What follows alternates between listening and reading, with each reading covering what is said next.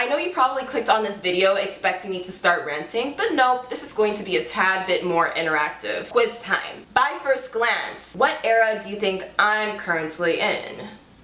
10 seconds.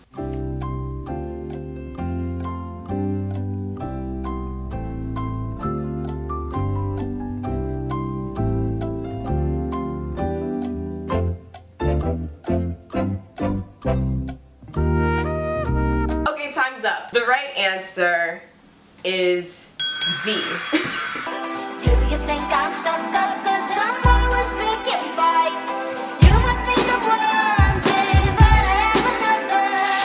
You can call my bluff, tell my back up, motherfucker. Do you really want me to ride a feminist anthem? I'm happy cooking dinner in the kitchen for my husband. Before I even begin this video, just keep in mind that men don't have eras. Okay. So since I'm comparing the two, let's start off by analyzing the soft girl era. So when I think about the soft girl era in pop culture, I think about Barbie, especially the new Barbie movie, which by the way, I'm really excited to watch. So what is the soft girl era? Let's look into Urban Dictionary, okay? Soft girl lifestyle, protects their peace, does yoga, Pilates, spin, meditates, or any form of soft girl exercise because their health is a priority.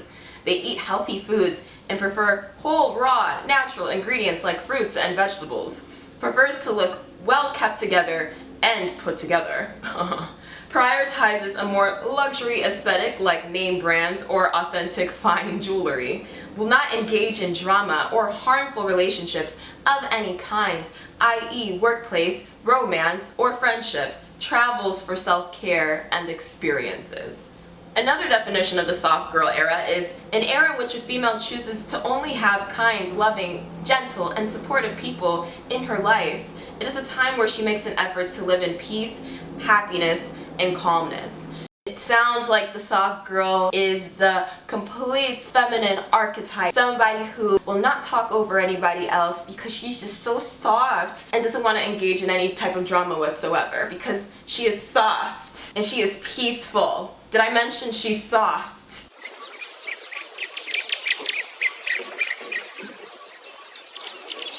How you know what's best for my family, bitch? Mr. Hill, there's no need to yell and cuss. One of the two will suffice. How you know what's best for my family, bitch?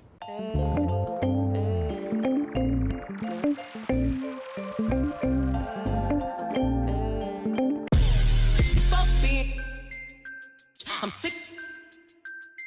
It's kind of funny because I think at first glance, many people may automatically associate me with the soft girl era, which is kind of funny to me. I personally don't think I'm a soft girl. For me, it's a little more natural for me to rest in my femininity. I was blessed to have a mom as a role model who told me at a young age how to embody these characteristics. So now this soft girl lifestyle aesthetic may appear to come naturally to me, but for those that don't actually know how I operate in my day-to-day life, this could not be further from the truth, and I am unashamed about this. I think that there's a lot of expectations for this soft girl lifestyle, from your family to your relationships to even your career. If you're like me and you grew up in an immigrant household, this is almost an expectation for you to embody this type of energy, or else you are just a demon dumb waste. You are just like a waste of a woman. And I'm not saying that to be offensive. If you go against authority or you go against any type of grain, you're viewed as a bad woman. What are you doing? You're supposed to be soft and feminine and cute. I definitely grew up with this type of expectation, as I mentioned. I believe that a lot of people assume that there is nothing else associated with my energy. So when I do go against that grain, I'm viewed as heartless, cold, and unagreeable.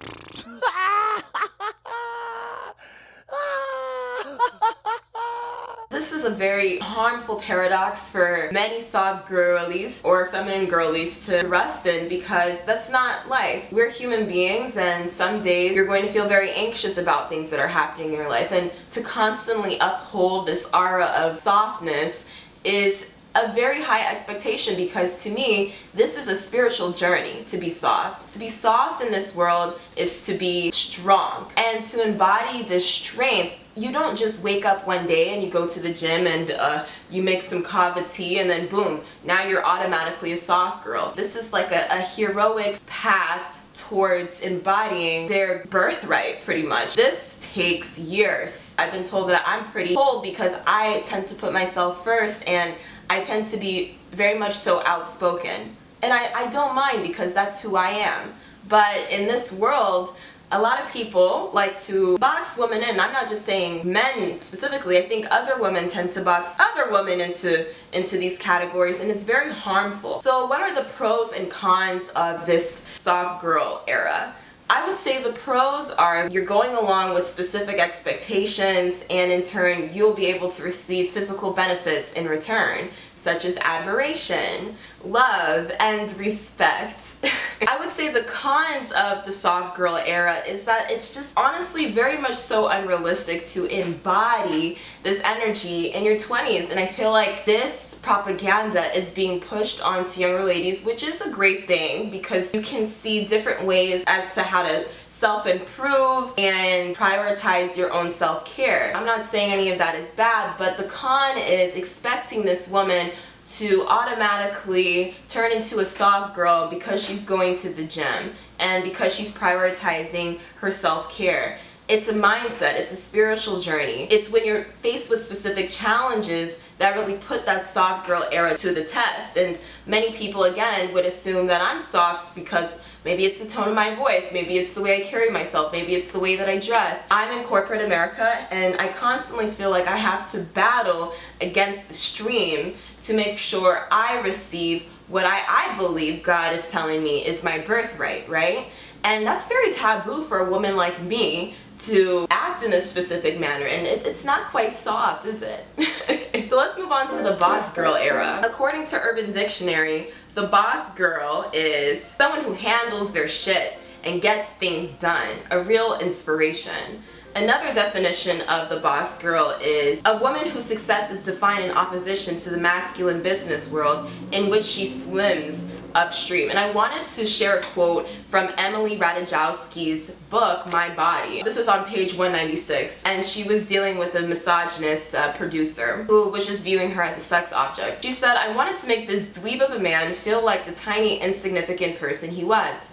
I wanted to say, you don't know me at all. You've never tried to know me, and the fact that you think my fame and status as a desirable woman are all I have to offer says more about you than it does about me." And I think that's a very interesting quote because Emily's success at the time was so grandiose. Many people would have loved to take in her position, but she was constantly at battle with her higher self and societal expectations that she was facing. And she needed to make a decision as to if she was going to choose herself or choose the world. And I think that is so powerful. And many boss girls often face this dilemma.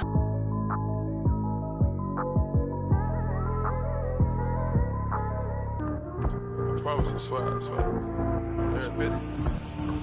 Yo, Percocets, Miley Percocets. Have you ever met a woman that you felt was intimidating or unapproachable? I can't say that I personally have, but I can say where guys may, or what a woman may project or what it comes across if she's very confident and unapologetic in her nature, and maybe he's not at that same stature as a man, or his standard, his value, so. Yeah, he's got a little insecurity. Yeah, it's like this subtle sign of control that a man feels like he wants to, like, trying to look at a life partner or a woman, and if I can't control you, then it's like, you know what I'm saying? Yeah, like you're too strong of a personality.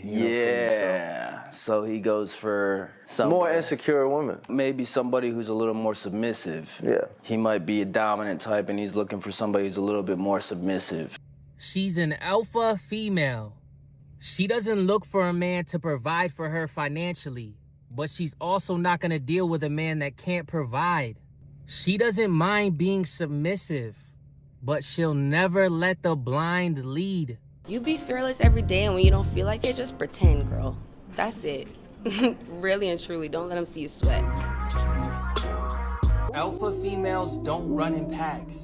She's often alone, keeps her circle small, knows her power, and works in silence.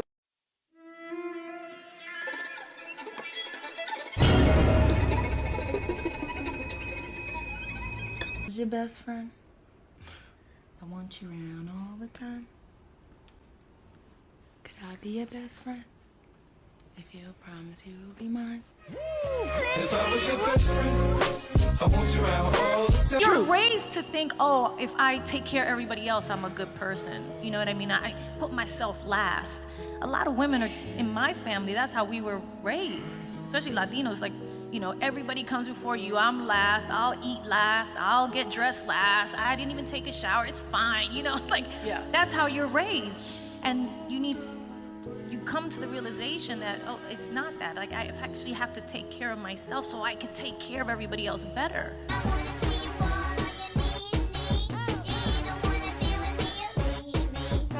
Good morning.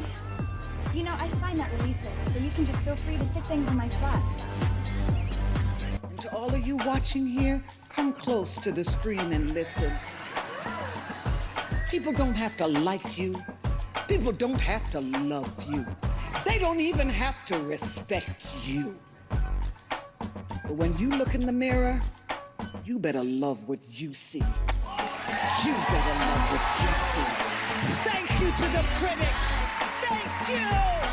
I think the boss girl era isn't even an era. Being a boss girl is a mindset. A boss girl is somebody who isn't afraid to speak her mind, who understands her own birthright, who is trying to live a purposeful life. I believe that society grants men this luxury, but when women decide to go on this heroic journey, they are often shunned. But as the boss girl definition stated, we are swimming upstream in a world that wasn't even made for us to act this way. Oftentimes, men tend to invalidate boss women because they believe them going against the grain and being more aggressive is them not being cooperative or them being cold-hearted. The expectations of being a boss girl is very interesting, especially when we're looking within the family dynamic. I think families expect women to be soft-spoken, to not go against any grain, to stay in their lane. But at the same time, if you don't succeed academically in certain families, again, I'm first generation Haitian, some of them view you as a failure. To succeed academically in America as a woman, or even as a woman of color, or even as a black woman, you have to be outspoken because these systems weren't made for us to feel comfortable speaking out. For families to expect you to succeed and get full rides while at the same time being a soft girl, it's a very huge paradox that doesn't seem realistic as a woman who is currently on her corporate grind, right? And I think specific expectations, even romantic relationships. Many men say that they want a boss girl, they want an alpha woman who knows how to submit. But when she's going about her day-to-day and she's stressed out at work and stressed out with people constantly challenging her, they don't really know how to handle that. They think that she's complaining, that she's being too negative, that she's being too sensitive, when them themselves are not presented with the same issues on a day-to-day. And it can be very isolating for a girl who's on her corporate grind or entrepreneurial grind to find the right support system, because in one aspect, well, this is what you're supposed to do. But then in another aspect, they're saying, oh, well, you're doing too much. And it's like, you know, can I just breathe? Can I be me? Even at school, expectations for a boss girl. Starting at a young age, she might be extremely intelligent and her teachers are pushing her to go for more and go for more. And in college, her professors are pushing her to do better in specific essays, to show up, to apply for this fellowship, to apply for this scholarship. But after she's done with her education, people are looking at her like she's an alien. Like, why did you have to do the most? It's like, didn't you just tell me that I need to do all of this? And now I'm out in the working world and all of you guys are threatened. But you guys have cultivated me to be this boss girl through the school system. So what exactly do you want from me, right? Pros and cons of being a boss girl, as I kind of mentioned. Pros, you are ambitious, meaning that your successes will reap many fruits in this life. You'll be able to build a brand and name for yourself and people will have no choice but to respect you because you're constantly on your grind. And that's just a beautiful feeling for a woman to experience in a world that expects you to sit down and be soft and look pretty, right? But then the ultimate con is people view you as the bad guy.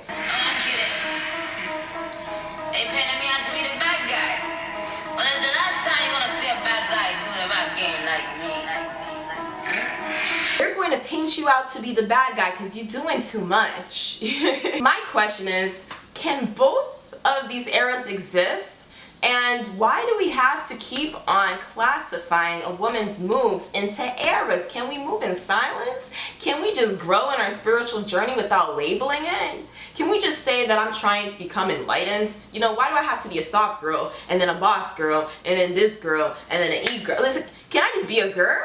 All of these women that men look up to, like Beyonce, Nicki Minaj, Kim Kardashian, on the outside appearance, they look like they're soft girls. But if you actually study their moves, they're boss girls. And they're unapologetic, and they're outspoken. And yes, they run into issues because, again, this world was not made for women to achieve nirvana, I feel. They want to keep women's eyes closed. They don't want us to become enlightened and discover the truth, because what would the patriarchy even be if women realized their untapped potential? Men couldn't really tell us what to do, because then we'd be actual equals. If anything, this would probably be a matriarchy, right? They put in this soft girl aesthetic and want us to stay there, but in order for us to achieve our goals, to even embody the soft girl lifestyle, you need to be a boss girl. How can you be a soft girl and not have any money? You know what I'm saying? How can you be a soft girl without establishing a name and brand for yourself?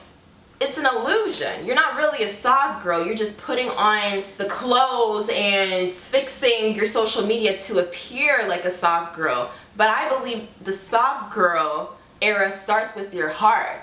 And if we're talking about the heart space, this is a spiritual journey that just never stops. I feel like as women, throughout our whole lives, we're striving to become soft. We're striving to really harness that feminine energy into power. But as for the boss girl aesthetic, this is a mentality. It's the actions that you take on a day-to-day. In my opinion, that's why I see these social media trends as extremely dangerous for not only women but also men. Men can see a specific TikTok or Instagram feed or YouTube video and say, well, I want a girl like that. And then when they meet a girl actually on their grind and they're peering into their day-to-day problems and things that weigh heavily on their mental health, they say that she's doing too much, she's negative, she's not soft at all, she's not feminine, you're not a woman. And it's like, I'm just trying to deal with life and the paradoxes that it throws at me. I want this channel to be a safe space for people to explore all of the paradoxes in their identity, because I don't believe that you can just be a soft girl without the boss girl. And I also don't believe you can be a boss girl without the soft girl. I believe you need a balance of both, and whatever that's called, that's what I want to be. And I think that's just being a girl in the 21st century. Okay guys, so this is the end of the video. I love to hear your opinions regarding this topic. Hopefully this enlightens you in some way, and I love to hear your opinions regarding this topic. See you next week. Bye!